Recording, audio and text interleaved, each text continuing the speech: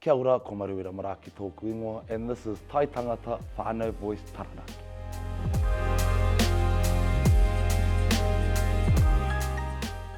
Ko Maruira Mara ki tōku ingoa, he uri waka tipuranga tēnei no te maunga tito ea o Taranaki, wakaoiti atu rā ki te wairoa o pūpū o ngene mātangi rau, ki te wakapunakitanga o te mataua mā ui tiki a taranga.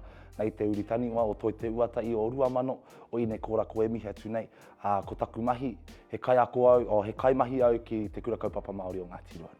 I think that my whānau, our whānau need more midwives in our rohe, in our sector. With the personal experience that my whānau have just experienced over the last month or so, we've seen the lack of midwives. So I believe that a space for midwives to be trained in that sector would be awesome for our whānau at the moment, seeing the lack of midwives. Also being able to, I suppose, do it from a Māori perspective. Ne?